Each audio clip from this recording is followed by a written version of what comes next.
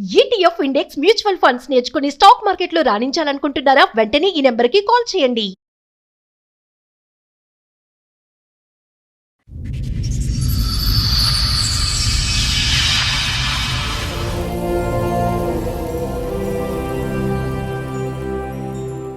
బాబుకు 2007లో పెళ్ళయింది. ఓకే. ఒక్క 2 నెలలే మా దగ్గర ఉంది. ఆమెకి మేము టీం పట్టుకొని ఉంటాం. ఒక అతను చూసిండు, ఏంటమ్మాయి అట్లాగా ఏంటి మిస్బిహేవియర్ ఏంటంటే డబ్బులు ఇస్తున్నానంటే ఆ అమ్మాయి ఏంటంటే అక్రమ సంబంధం అంటే ఇంట్రెస్ట్. టీవీ చూస్తూ ఉన్నాను, డాబా పైకి ఎక్కిసి మాట్లాడు. నువ్వు ఎవరితో మాట్లాడుతున్నాడు? మక్కతో మా చెల్లితో మాట్లాడతానండి. మీ చెల్లితో మాట్లాడితే మామూలుగా మాట్లాడవచ్చు, డాబా పైకి ఎక్కిసి ఎందుకు మాట్లాడాలి? ఒకసారి చూసాను ఏంటి మిస్బిహేవ్గా ఉంది. అతను ఎవరు? అతను మెకానిక్ అనంట. ఆ కుర్రోడికి కూడా నేను ఫోన్ చేసేసి అదే నెంబర్ తోటి అప్పుడు మనం బాపట్ల బీచ్కి వెళ్ళాం కదా, ఎలా ఉంది ఏంటి ఎంత స్టోరీ నడిచింది అని చెప్పేసి షార్ట్ కట్ గా ఏంటి అది మరగమంది అంటారు. ఏం చేస్తారు అది పెట్టి ఆయన మందు కక్కిచ్చి ఆయన దగ్గర తీసుకెళ్తే దీంట్లో వేసి ఆ మందు ప్యాస్ పోసి అంట ప్యాస్ పోసి ఎండబెట్టి భోజనంలో పెడతారంట అని చెప్పిండు. అప్పుడు వాళ్ళ వెనకాల వెళ్ళిపోతారంట. అక్కడికి వెళ్ళిన తర్వాత ఆ పెట్రోల్ బంక్ మేనేజర్ తోటి మళ్ళీ కొత్తగా ఎవరు తగులుకున్నారు ఆవిడకి? ఈ ఇతను టెంట్ హౌస్ అతను టెంట్ హౌస్ ఇతను వచ్చేసేసి క్లోజ్ గా మాట్లాడటం ఈయన రికార్డ్ వినిపించండి. పెట్టిన ఆల్రెడీ స్టార్ట్ అయింది, మళ్ళీ ఆగిపోయింది. వాళ్ళిద్దరు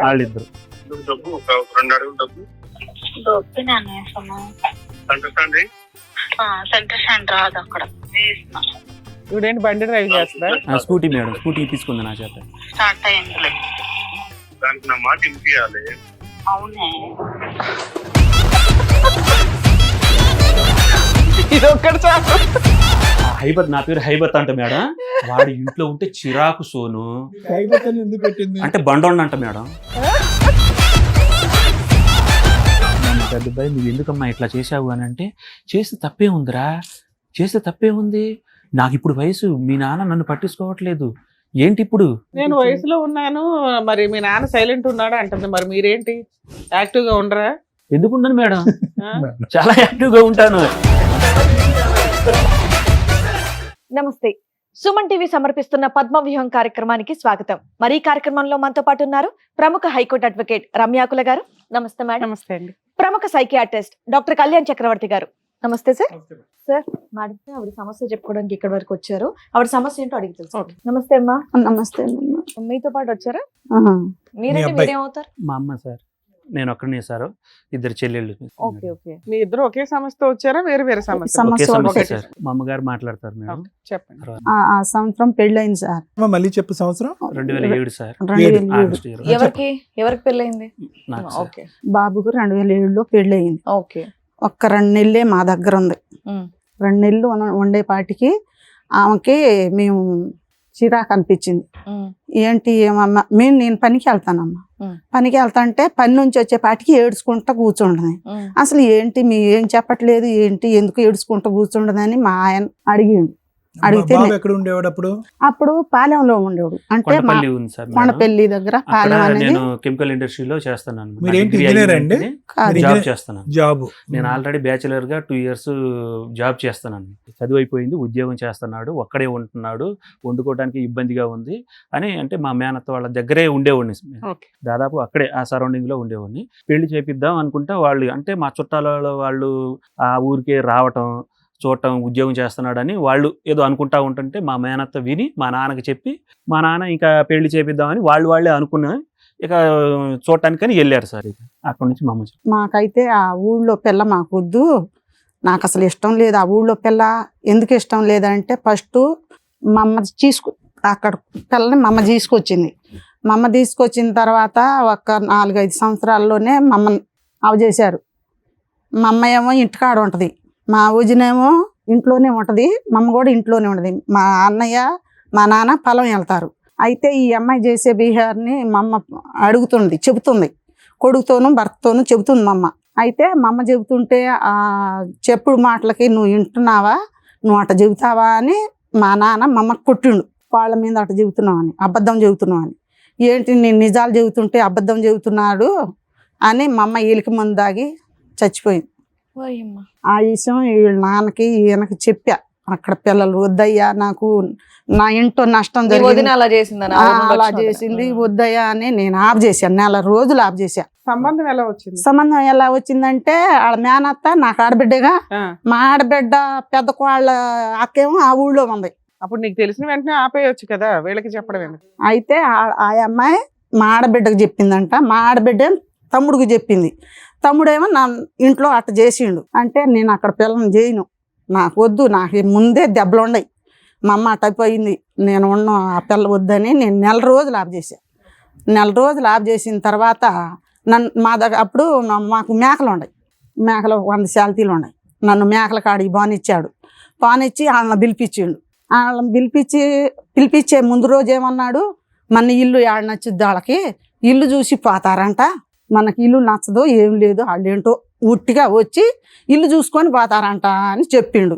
నేను మాట్లాడాల మాటకి మాట్లాడకుండా నా పనికి నేను వెళ్ళిపోయిన తర్వాత నేను వచ్చేపాటికి ఇంటి నిండా జనం ఉండారు. జనం ఉండేపాటికి ఏంటి నేను రాత్రే కదా చెప్పింది, పిల్లగాడిని ఇల్లు చూసి వెళ్ళిపోతామని అన్నారు, తండా వాళ్ళందరూ కలిసి ఎందుకుండారని నేను అడిగేపాటికి మీరేంటి మీ లంబాడి తండా వాళ్ళందరూ కలిసి కూర్చొని ఉండారు. ఏంటి రాత్రి ఏమో ఇట్ట చెప్పు, ఇప్పుడేంటి తండా వాళ్ళని కూడా పోగు చేసామని అడిగాను నేను. అయితే మన పిల్లగాడు నచ్చినా మన ఇల్లు నచ్చదు, మనకు నచ్చరు, నువ్వు ఆగు అని నన్ను ఆఫ్ చేసిండు. ఇంకా నా మాట ఎవరు వినేటట్టు లేరు. నా బాధలు నేనే పడుకుంటా, నేను ఏడ్చుకుంటా, మా అమ్మ అట్ట పోయింది, నా గతి కూడా అట్టాగే ఉంటుంది అని నేను బాధలతోనే ఉండా. ఇప్పుడు లోకం ఏమనుకుంటారు, ఒక్క కొడుకు పెళ్ళి అట్ట చేసింది ఇట్ట చేసింది అని అంటారని నేను మెదలకుండా ఉండిపోయానమ్మా. మెదలకుండా ఉండిపోతే 2 నెలలే పెళ్ళి అయింది, 1 నెలలోనే మొత్తం. అమ్మాయి ఏమైనా జాబ్ చేస్తుందా, వర్క్ చేస్తుందా? పని లేదు ఏం లేదు, 10th పాస్ అంతే మేడం, ఇంట్లోనే ఉంటుంది. అయితే ఆ నెల రోజుల్లో పెళ్ళి అయ్యింది, వచ్చింది 2 నెలలకి మేము చీ కొట్టేసాం. మా దగ్గర ఉన్నాం, నేను మా ఆయన దగ్గర వెళ్ళిపోతానని 3వ నెల నీకు ఫస్ట్ నుంచి నచ్చలేదుగా, నువ్వు బాగా చూడలేదేమో. నేను ఇంటికాడ ఉంటాను కదమ్మా, నేను ఇంటికాడ నేను పనికి వెళ్ళిపోతా. అక్కడ పల్లెటూరు వాతావరణం ఆ అమ్మాయికి నచ్చల. ఫస్ట్ మాది పల్లెటూరు, సిటీలో ఉండేది, విజయవాడ సిటీలో ఉండేది. వాళ్ళది కూడాను కృష్ణానది కాలువ కట్ట మీద ఇల్లు మేడం. అప్పుడు పెళ్ళయిన తర్వాత కూడాను నేను అక్కడ ఒక ఇండస్ట్రీలో చేశాను. అంటే ఈ కొండపల్లిలో కెమికల్ ఇండస్ట్రీలో ఆ ఫ్యూమ్స్ వల్ల అదంతా కొంచెం ఇబ్బందిగా ఉండేది అనమాట.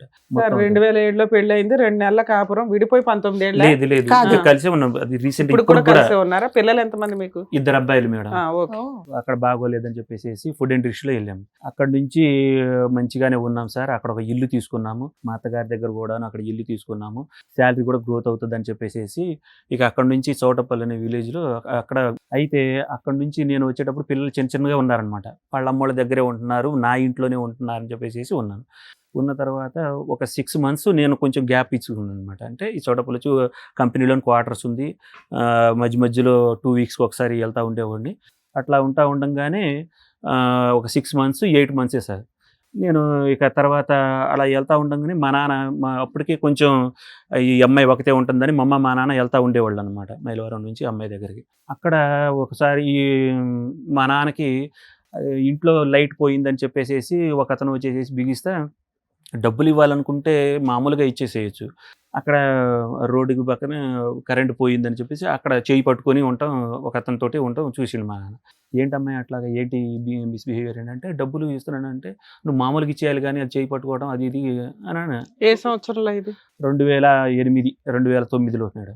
అదొక కేసు. అక్కడ మా నాన్న వెంటనే అమ్మాయి ఇక్కడ వద్దు, ఇక్కడంతా కూడాను ఆ కట్టంతా కూడాను పిల్లలు ఉన్నారు, చిన్న పిల్లలు. 2009 మేడం, అది 2009 2010లో. యాక్చువల్లీ అది ఉండేటప్పుడు 2013 మేడం. 14లో నేను డ్యూటీ చేశాను. అప్పటికే 6 years అయిపోయింది. అప్పటి వరకు మీతో బాగానే ఉందా మీ ఆవిడ? అసలు ఇప్పుడు దాకా కూడా బాగానే ఉంటుంది మేడం. నాతో మంచిగానే ఉంటది, అంటే గొడవలు ఏం కాదు. ఆ అమ్మాయి ఏంటంటే అక్రమ సంబంధం అంటే ఇంట్రెస్ట్ అప్పుడున్న అతనేనా ఈ మధ్య లేదు, మధ్యలో ఎవరు ఇంకా పడితే వాళ్ళేనా? అక్కడ ఉన్న అతను వదిలేసేసేస్తాడు ఇక. ఆ. అంటే నీ చౌటప్పల్లో ఫోన్ మాట్లాడిన ట్యాపింగ్ మామూలుగా మామయ్య అంటది, మంచిగానే ఉంటది, అంత హ్యాపీగా ఉంటది. తర్వాత సీక్రెట్ గా మాట్లాడుతుంది.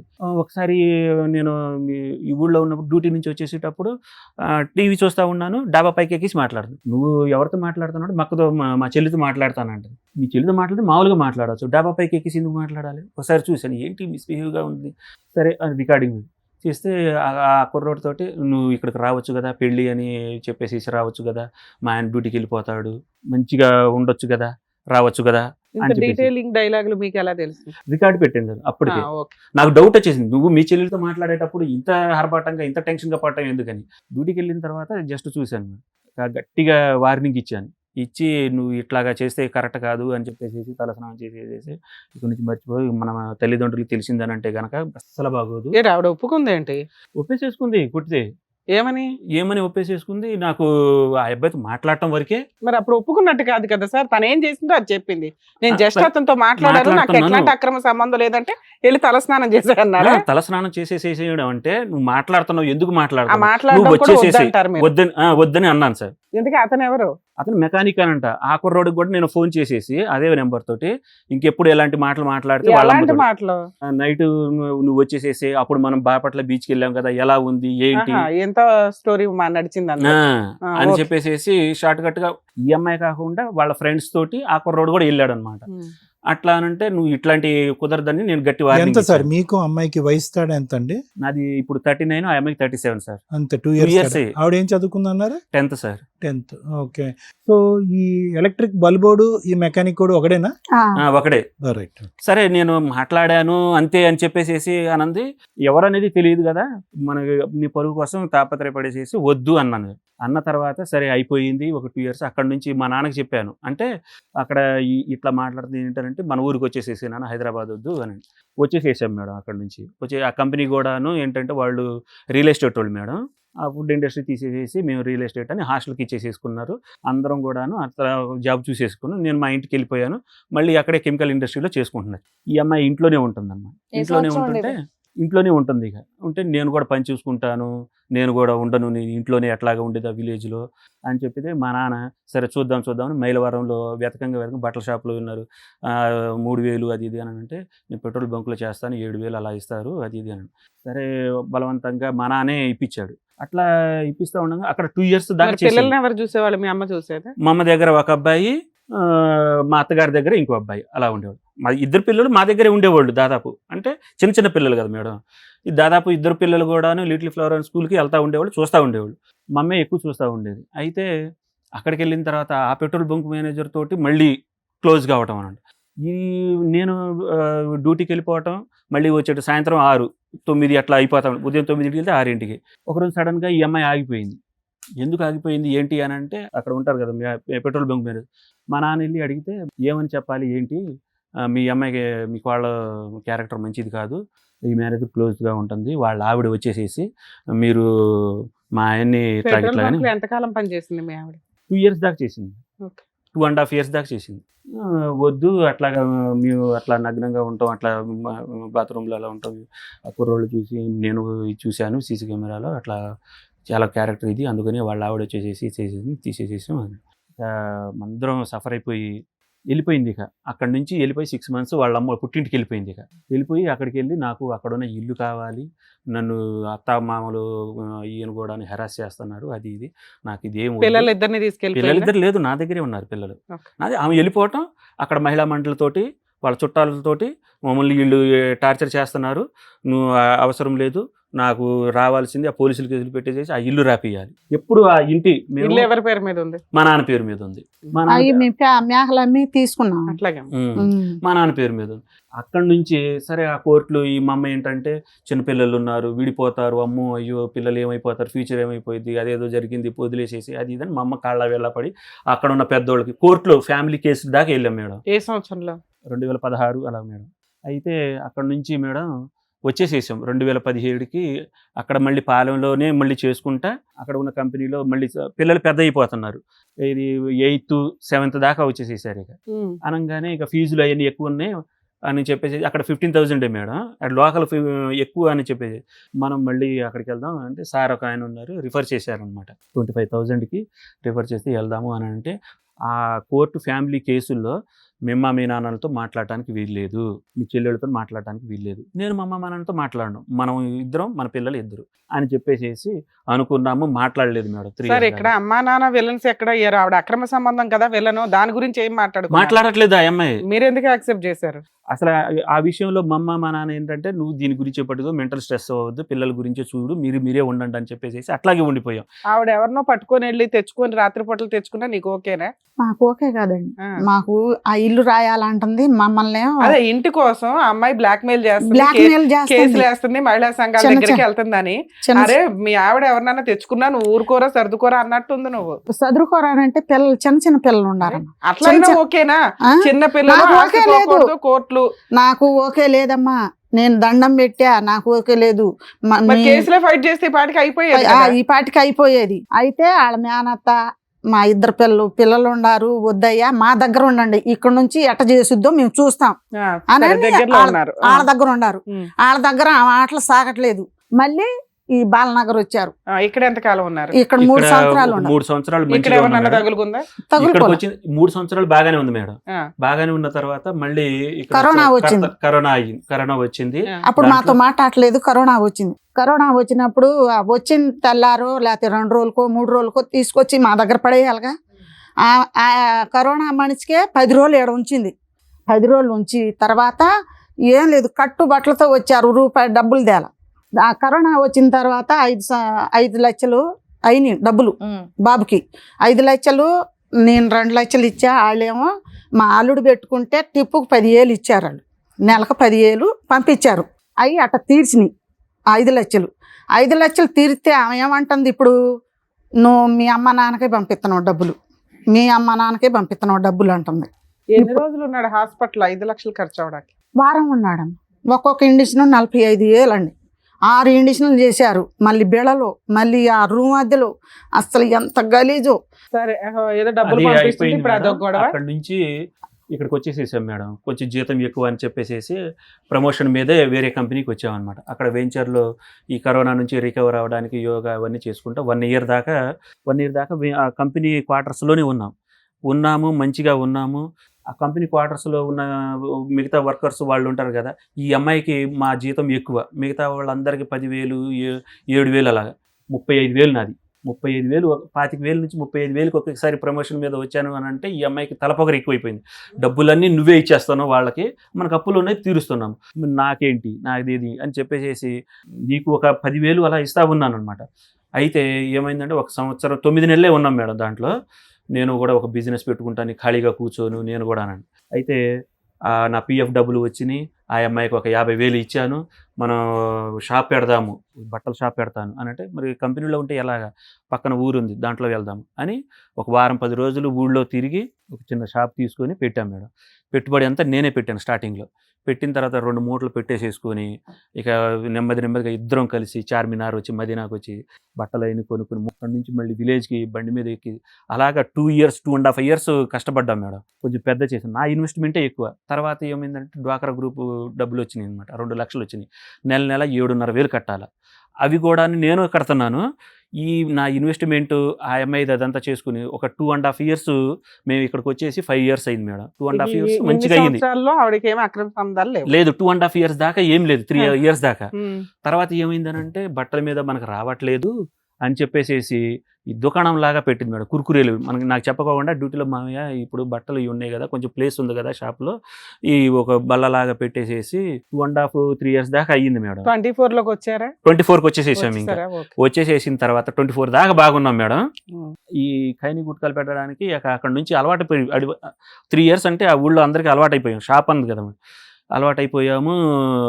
ఇక ఒక అతను పక్కన టెంట్ హౌస్ మేడం, అతను ఖైనీ గుట్కాల కోసం వస్తూ ఉండేవాడు. వస్తా ఎక్కువ అంటే నేను డ్యూటీకి 9కి వెళ్ళిపోతాను, 6కి వస్తూ ఉంటాను. మంచిగానే క్యాజువల్గా వాళ్ళది షాపు అని మాట్లాడుతూ ఉండేవాళ్ళు. వచ్చేసేసిన తర్వాత అంట మిస్బిహేవియర్ లాగా చేస్తూ ఉండేవాళ్ళు, ఎవ్వరు ఒక్క మాట కూడా చెప్పలేదు మేడం నాకు అసలు. అంటే ఆ డౌట్ కూడా లేదు. వాళ్ళు అలా మాట్లాడుతూ ఉన్నారంట. ఈ షాపు అతనికి డౌట్ వచ్చేసి, నేను వేరే షాప్ పెట్టుకుంటున్నానమ్మా, మీరు ఖాళీ చేయండి, ఏదో ఇది తిరకాసులాగా ఉంది అంటే. ఆ షాపు ఓనర్ వాళ్ళ ఆవిడకొని వీళ్ళు కొంచెం దోస్తానుగా ఉంటా ఉన్నాను. ఆవిడ కూడాను అదే బాపతలాగా ఉండి, నువ్వు మా ఆవిడని ఏదో ఇచ్చేసేది, మంచి అక్క అక్క అంటానే ఉంటారు, అందరూ కూడా అక్కనే ఉంటారు. మేము వేరే ఆంధ్ర నుంచి వచ్చేవాడు. మళ్ళీ కొత్తగా ఎవరు తగులుకున్నారు ఆవిడకి? ఈ ఇతను టెంట్ హౌస్ అతను టెంట్ హౌస్ ఇతను వచ్చేసి క్లోజ్ గా మాట్లాడటం. ఈయన అతను షామియానాలు పెట్టుకుని టెంట్ హౌస్ అతను. ఆయన మీ అమ్మ చెప్పారు కదా సర్దుపో అని, పిల్లలు కేసులు ప్రాపర్టీ. అసలు నాకు తెలియదు మేడం, సర్దుకోవటానికి అసలు తెలియదు నాకు అసలు. మా దగ్గర పోనీలేమ్మ, తెలియదు, ఇంకా హ్యాపీ. తెలిస్తే కూడా సర్దుకుంటారు మీరు. మంచి తెలియటం కాదండి, ప్రూఫ్ లేవు. ఏది పోలీస్ కేసు పెట్టిందండి, అప్పుడు ప్రూఫ్లు ఉంటే ఏం చేస్తారు అనుకుంటున్నారు మీరు? ప్రూఫ్లు ఉంటేనే అక్కడ సాక్ష్యం, లేకపోతే మీకు వాయిస్తారు అని మాకు భయం. పోలీస్ స్టేషన్ లో లో మేడం ప్రూఫ్లు ఉంటేనే. పోలీసులు కూడా మేడం, ఏం ప్రూఫ్ నువ్వేం చెప్తున్నావు అంటే, అత్త మామూలు ఇతను నన్ను టార్చర్ పెడుతున్నారు, హింసిస్తున్నారు, కొడుతున్నారు. పచ్చి అబద్ధం. ఆ పోలీసులు మేడం, అవును కదా, లేడీస్ వెళ్తే ఆ పోలీసులు కూడా మేడం వాళ్ళ మాటే వింటున్నారు మేడం. మేము నోటి మాట చెప్తున్నాం సరే సార్. ఈ కేసులు ఏంటి సార్ ఆ పేపర్లు? ఇదంతా ఫైల్ చేశాను మేడం విడాకుల కోసం. నా వల్ల కాదు మేడం నన్ను చంపడానికి. ఈ కేసులో మేడం ఆ 2 years దాకా కూడాను నాకు అసలు తెలియలేదు. లాస్ట్ ఇయర్ మిస్బిహేవియర్ గా టూ మచ్గా అయిపోతుంది. మళ్ళీ అక్కడ నుంచి షాప్ షిఫ్ట్ చేసినందుకు దగ్గర అన్నయ్య అని అంటది మేడం, వాడు అక్క అని అంటాడు. ఎదురుగానే టెంట్ హౌస్ కదా అంటా ఉంటారు, మామూలుగా తీసుకుంటా ఉంటారు. వాళ్ళ పిల్లలకి స్వీట్లు అవన్నీ తీసుకుంటా ఉంటారు. మా మానన మేము డ్రింకులు అవన్నీ నేను అమ్ముతా ఉంటాను, సామాన్లు అవి తీసుకొస్తాను, డ్యూటీకి వెళ్ళిపోతాను. మాకు ఇవ్వడానికి ఇంత పంచాయతీ రాశారా? December 25న ఈ పంచాయతీ జరిగింది మేడం. ఆ అమ్మాయి రికార్డు పరంగా నాకు రెడ్ హ్యాండెడ్ గా ఒకసారి దొరికింది. రికార్డుల పరంగా టూ మచ్ గా మాట్లాడేది, వాళ్ళిద్దరు మాట్లాడేది చూసుకున్నాను అనమాట. చూసి నేను గట్టిగా వార్నింగ్ ఇస్తే, ఇతనికి ఆ అమ్మాయికి వార్నింగ్ ఇచ్చాను షాప్ లో. ఇచ్చేసేసిన తర్వాత ఈ రికార్డ్ లో కూడాను వాళ్ళ అమ్మోళ్ళకి తెలియని, అంటే ఆ ఆడియోలో మేడం. సార్ మీరు ఇద్దరు కలిసి ఉన్నారా, ఏమన్నా గొడవ దూరంగా ఉంటున్నారు? ఇప్పుడు దూరంగా ఉంటున్నారు 2 months నుంచి. 2 months నుంచి. ఆవిడేం కేసులు వేసింది, మీరేం వేశారు? ఆ అమ్మాయి ఏం వేసిందని అంటే, ఈ రికార్డు ఇలా దొరికినందుకు నువ్వు వదిలేసేసి, ఇక్కడ నుంచి వదిలేసేసి. Mutual divorce ఇమ్మంటుందా? లేదు, అసలు డైవర్స్ అనే మాట లేదు అసలు. ఆ అమ్మాయి వెళ్ళిపోయింది మేడం. నేను ఏదో పిల్లల్ని తీసుకెళ్లిపోయిందా? పిల్లలు హాస్టల్లో ఉన్నారు మేడం. ఒకళ్ళు శ్రీ చైతన్య, ఒకళ్ళు గురుకులాలో చదువుతారు. అక్కడ వెళ్ళిపోయి పోలీస్ కేసు నా మీదే పెట్టింది మేడం. నన్ను కొట్టాడు, తిట్టాడు. నేను తప్పు చేశాను ఒప్పుకున్నాను కదా, ఒప్పుకుంటే ఇంకేంటి, తప్పు చేశాను ఒప్పుకున్నాను అని టార్చర్ చేస్తున్నాడు అని పిలిపించి నన్ను. ఇది ఆ SSR తప్పు చేశానని ఒప్పుకున్నాను అని పోలీసుల ముందు అందే. పోలీసుల ముందే అంటుంది. అక్కడ పోలీసుల ముందే SSR ఆ CSR ఉన్నారు సార్ మేడం, చెప్పుకోవాలి. కలాకుర్తి పెనమలూరు CSR, ఇది ఎక్కడ జరిగింది, నువ్వు టార్చర్ చేస్తున్నావా, ఇది ఎక్కడ జరిగింది అని నన్ను బూతులు తిట్టి, నువ్వు అక్కడికి వెళ్ళు, నువ్వు ఇతను టార్చర్ చేసి మొహం చూస్తాడని టార్చర్ చేసేవాళ్ళగా ఉన్నాడు, మీరు అక్కడికి వెళ్ళిపోండి. అక్కడ ఈ టార్చర్లో మేడం ఈ విషయం అంతా తండ అంతా తెలిసిపోయి అక్కడ సర్పంచ్ వీళ్ళందరూ అతన్ని కొట్టారు. ఈ అమ్మాయి పారిపోతా ఉంటే, నేను టార్చర్ పెడుతున్నాను పారిపోయినప్పుడు స్కూటీ వేసుకుని పారిపోయింది. పారిపోయేటప్పుడు కూడా అమ్మాయి 498 కేసు FIR చేయించిందా, చేయించలేదా? ఇంకా కంప్లైంట్ స్టేజ్ లోనే ఉందా? అసలు కంప్లైంట్లు ఏమీ లేవు మేడం. ఇప్పుడు ఏమిటంటే ఆ అమ్మాయి ఇంటికి వెళ్ళిపోయి మళ్ళీ పోలీస్ కేసు నా మీదే పెడతాను అంటే, నేను వెళ్ళి ఆ అమ్మాయి వెళ్ళిపోయింది మేడం. మళ్ళీ వచ్చేసేసి వెళ్ళిపోయిన తర్వాత, నువ్వు వస్తే నన్ను పిలిచికెళ్తేనే వస్తా. ఇప్పుడు ఏం కేసులు లేవు మీ మీద? ఏం లేవు. మీరేంటి ఇంత బాగోతో రాశారు ఎందుకు? ఆ అమ్మాయి వద్దు మేడం నాకు. వద్దు. ఓకే. పిల్లలు మీ దగ్గరే ఉన్నారా, ఆవిడ నా దగ్గరే ఉన్నారు? ఓకే అమ్మ, మీకు ఇప్పుడు విడాకులు కావాలని వచ్చారు. ఆవిడ ఏ కేసులు మీ మీద వేయకూడదు. ఏ కేసులు వేయకూడదు మేడం. మాట్లాడితే పెనమలూరు వెళ్ళిపోవటం, ఇతను టార్చర్ చేయాలని వీళ్ళమ్మోళ్ళు ఆ ఇల్లు. పిల్లలు మీకే కావాలా? పిల్లలు నాకే కావాలి. ఓకే. ప్రాపర్ అమ్మాయికి ఏమి ఇవ్వరు మీరు? ఏమి రూపాయి కూడా ఇవ్వరు. ఇది ప్రూఫ్లు కూడా ఉన్నాయి మేడం. ఆ అమ్మాయి ఏది అక్రమ సంబంధం అతనితో మాట్లాడిన ప్రూఫ్లు, తర్వాత అదంతా అవన్నీ పట్టుకుని ఫ్రీగా విడాకులు ఇప్పించేయాలి మీకు ఇప్పుడు, అంతేనా? మీకు చాలా అన్యాయం జరిగిపోయింది. చాలా అన్యాయం. ఆ అమ్మాయికి అలవాటు అయిపోయింది మేడం. తప్పు చేసా, ఎవరు చేయట్లేదు తప్పు.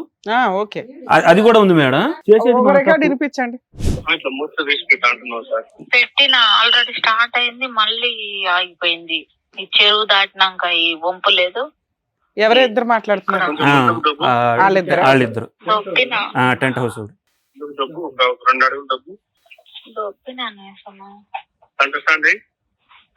సెంటర్ స్టాండ్ రాదు అక్కడ. ఇవిడేంటి బండి డ్రైవ్ చేస్తుందా? స్కూటీ మేడం, స్కూటీ ఇప్పించుకుంది నా చేత. స్టార్ట్ అయింది. దానికి నా మాట వినిపించాలి. అవునే. ఇదొకటి మేడం, ఇదొకటి చాలు. తర్వాత ఆ హైబత్, నా పేరు హైబత్ అంట మేడం. వాడు ఇంట్లో ఉంటే చిరాకు సోను ఎందుకు పెట్టింది అంటే బండోండ అంట మేడం. ఏంటి నేను అడిగేటప్పుడు ఇవన్నీ ఏంటి హైబత్ అంటే ఏంటి ఇంకేంటంటే ఇది ఏమైనా ఆడముత్యాలు హిందీ ఏమైనా వర్డ్సా ఉన్నాయా? ఇక 60 గురించి ఉంటాయి అవి వినలేక డిలీట్ చేసేసాను మేడం అయ్యో అప్పుడే మీకు పక్కన సాక్ష్యాలు లేవంటున్నారు, ఉన్నాయి దాచుకుంటే ఎట్లా? ఇంకోటి ఉంది మేడం ఇంకోటి అది కూడా ఇరిపి. హైబత్ అంటే గుండుగా ఉండటం. దుడ్డుగా ఉన్నాడు ఆ అమ్మాయి ఇంకా దుడ్డుగా ఉంటది అనమాట. హైబత్ అంటే మరి అదేంటో మరి. దానికి ఆకలి ఉంటే నువ్వు ఇదెవరు? వీళ్ళిద్దరేనా? వాళ్ళిద్దరు కాకుండా ఇగో తెలిసిన వాళ్ళు కాదు నేర్చుకోవాలి, లేదంటే అట్లా అడుక్కోవాలి అన్నట్టు చెప్పాలి, నేర్పియాలి. తర్వాత విషయానికి వస్తేనేమో వాళ్ళు చేసే తప్పు పైగా మళ్ళీ నేను వెళ్ళి మాట్లాడాలా, దానికి అది ఫీల్ అవుతుంది. ఏం తప్పు అందరు చేయలేదే. ఇద్దరు మధ్యలో డోలు కొట్టాడు నాకు అవుతుంది. ఒక పక్క నువ్వు కొడతావు, ఒక పక్క అది కొడతావు. ఇగో డోలు కింద సన్నం అవుతుంది బాడీ ఒకసారి. లేదే సొన్ను, నేను అనేది ఇప్పుడు నీకు ప్రతిదీ నేను ఎక్స్ప్లెయిన్ చేస్తా. అట్లా కాదు, ఇట్లా చిన్నదాని నుంచి పెద్దదానికి వెళ్ళని నేను ఫస్ట్ లో నీకు ఎక్స్ప్లెయిన్ చేశాను. నీకు ప్రతిసారి ఏం చెప్పలేదు కదా, ఒకేసారి చెప్పా. ఇట్లా ఉంది సొన్ను, ఇట్లా ఒకసారి నేను ఈ పిచ్చే కాడకి చెప్పాను, మళ్ళీ తర్వాత ఫోన్ లో చెప్పాను. ఇది చివర్లో మేడం, స్టార్టింగ్ లో ఉంటుంది మేడం. వద్దులేండి ఇంకా సార్లు వద్దులేండి. అసలు చిరాకు అది ఇది అని అంటది మేడం.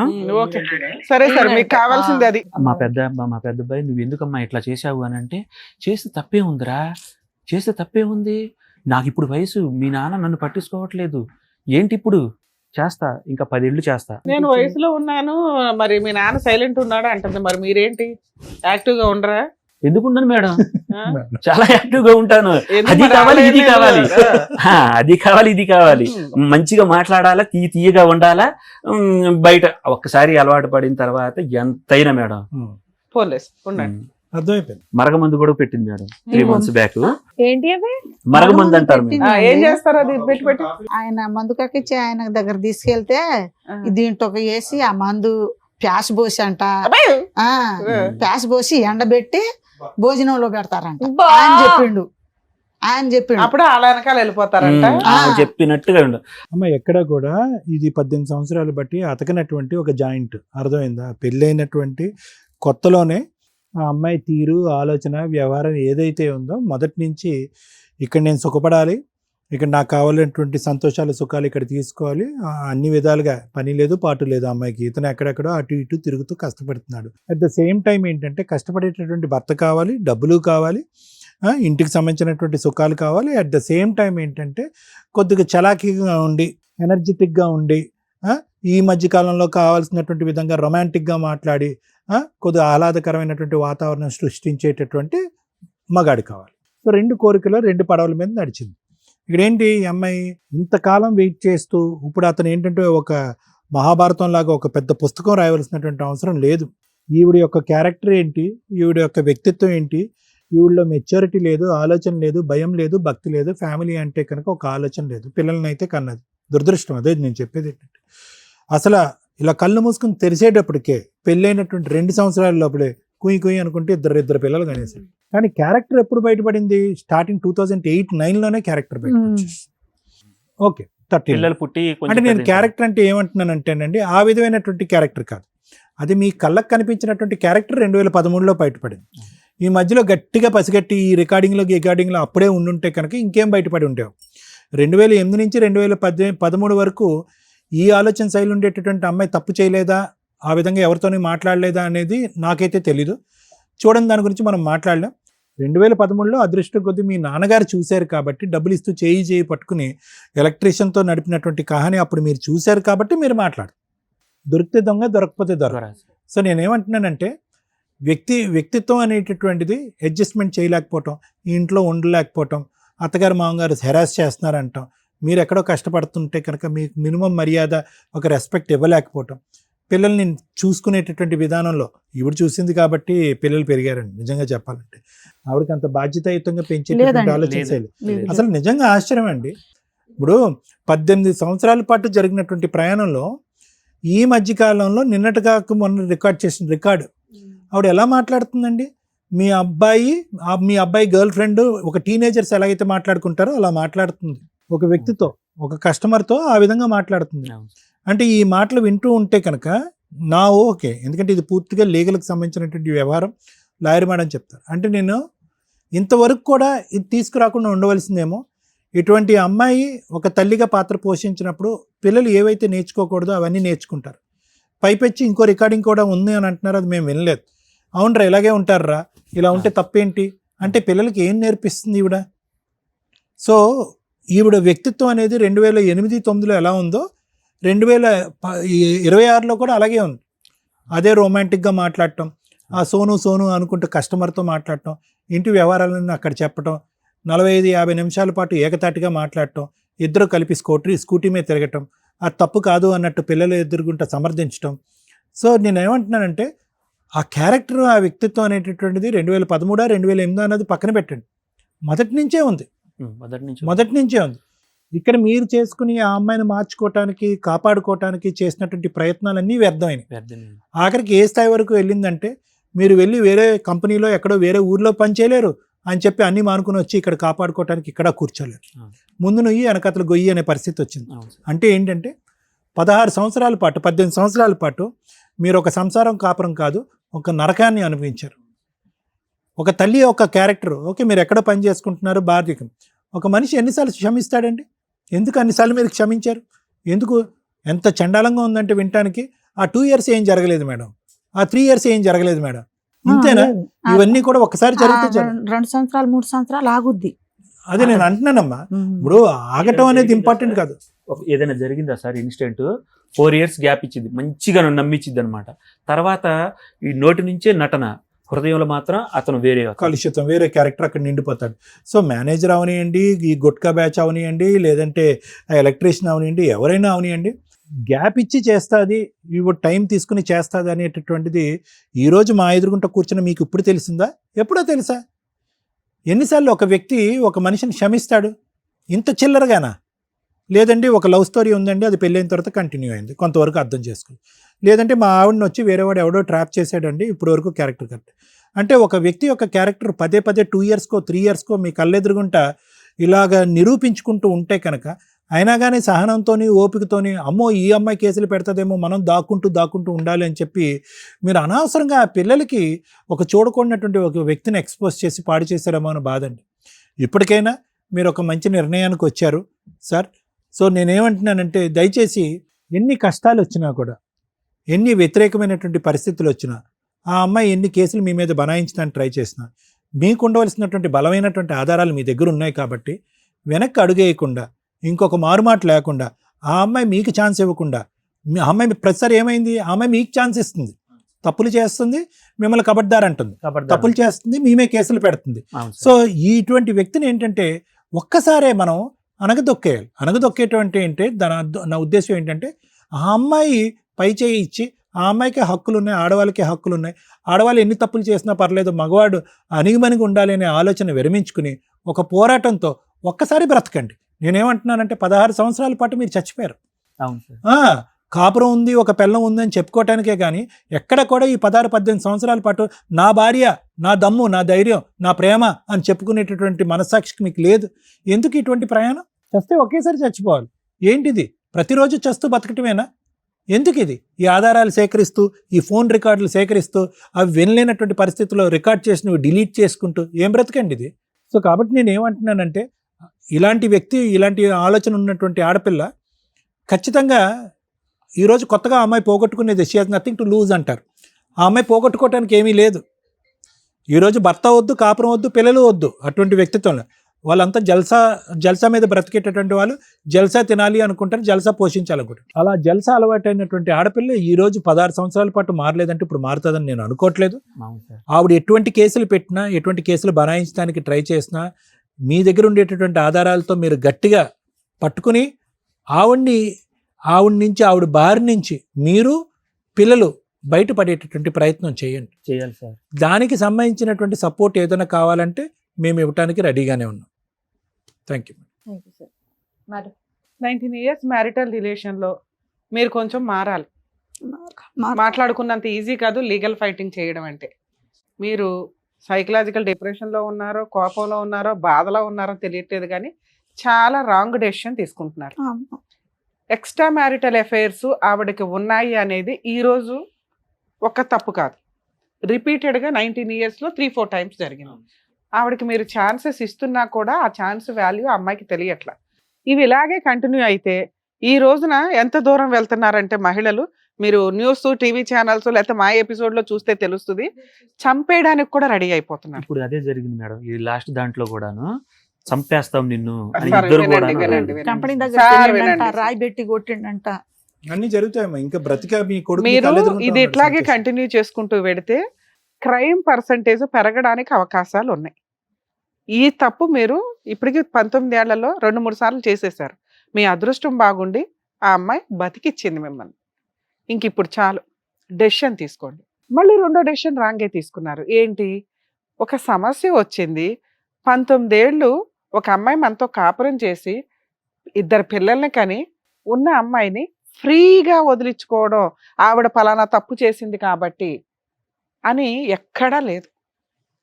ఆవిడ అడల్టరీలో మీకు రెడీ హ్యాండెడ్గా, అడల్టరీ అంటే రిపీటెడ్గా వ్యక్తులతోటి మీకు రెడీ హ్యాండెడ్గా దొరికినప్పుడు మీరు ఆ కేసుకి సంబంధించిన ఎవిడెన్స్లు ఏవైతే ఉంటాయో వాటిని కోర్టుకు సబ్మిట్ చేస్తే అలాంటి అమ్మాయికి మెయింటెనెన్స్ రాదు, ప్రాపర్టీ షేర్లు ఎలాగో రావు, పిల్లలు మీ దగ్గర ఉన్నారు కాబట్టి.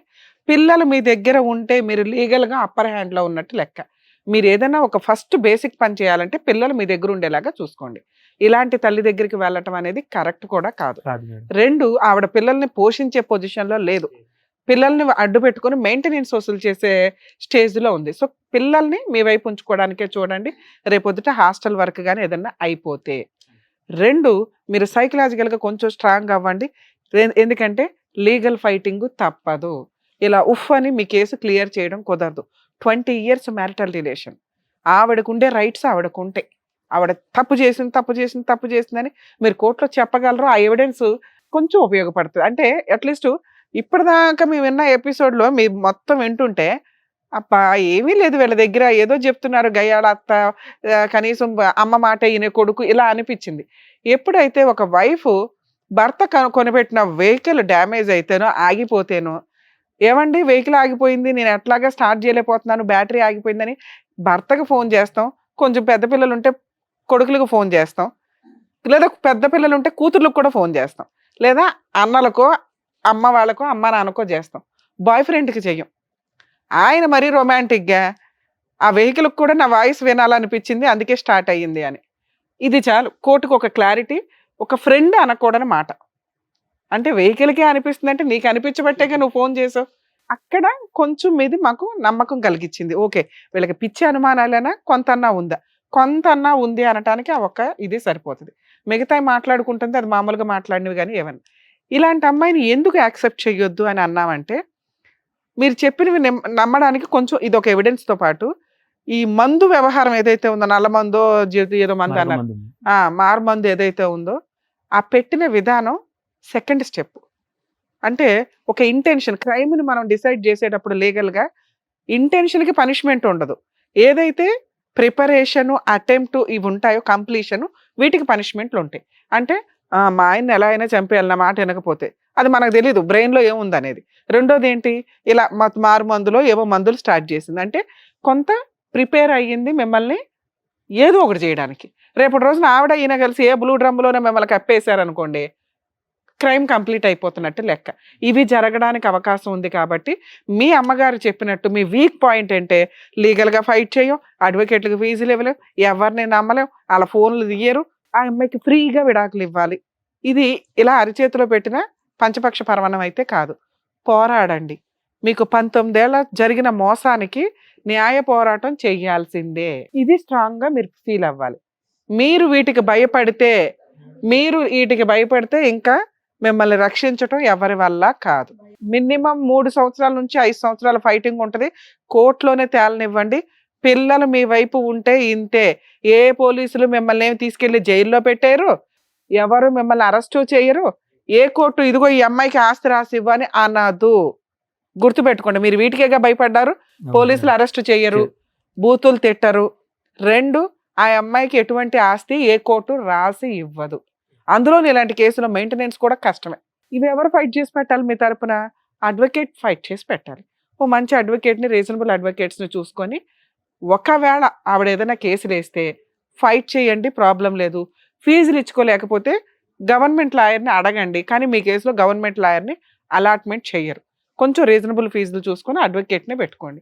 ఇక మీ డైవర్స్ కేసు యాక్చువల్గా తాండాలకి కమ్యూనిటీలకి సంబంధించిన కేసుల్లో కోర్టులో డైవర్స్ కేసు వెయ్యాలా, లేదా తాండా పెద్దలు నాయకులు, వీళ్ళ పంచాయతీ నాయకులు ఎవరైతే ఉంటారో వాళ్ళ దగ్గరే సెటిల్మెంట్ డైవర్స్ అనేది వ్యాలిడా అంటే, మ్యాక్సిమం తాండా కేసుల్లో, లంబాడా ఇట్లా వీటికి సంబంధించిన తెగలకి సంబంధించిన కేసుల్లో కుల పెద్దలు ఎవరైతే ఉంటారో, పంచాయతీ మీ పెద్ద మనిషి ఆయన వీళ్ళిద్దరికి కౌన్సిలింగ్ ఇచ్చి ఇది రీయూనియన్ కుదరదు ఇంకా కలిసి ఉండడం అని డిసైడ్ అయ్యి కొంత కాంపెన్సేషన్గా అమ్మాయికి భరణం ఇప్పించి mutual divorce ఇప్పిస్తారు.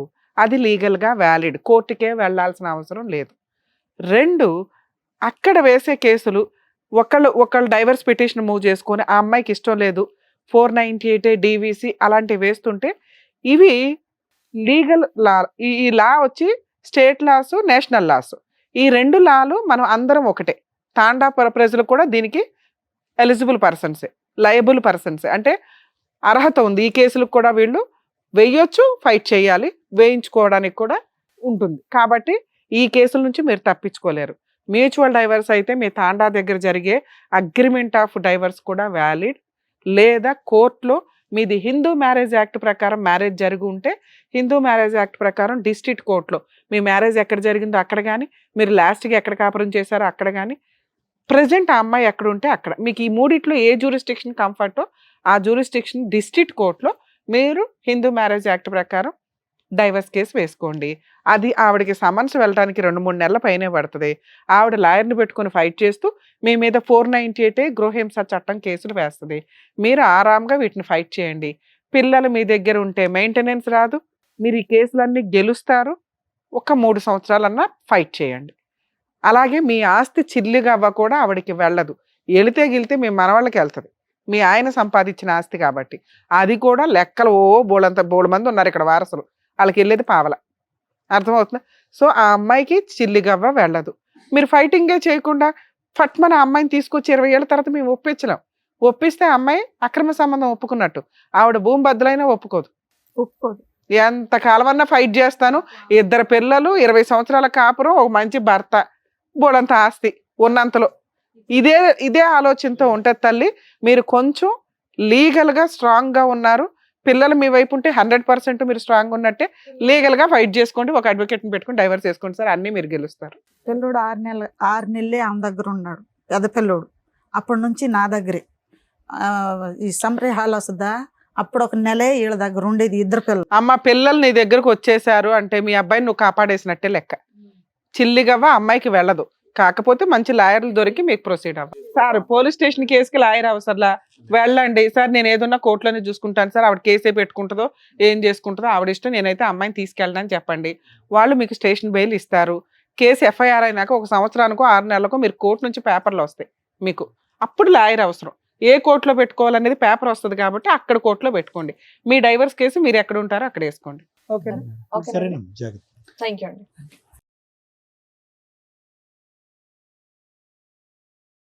Thank you sir. Thank you madam. Thank you. మరొకతో మళ్ళీ కలుద్దాం.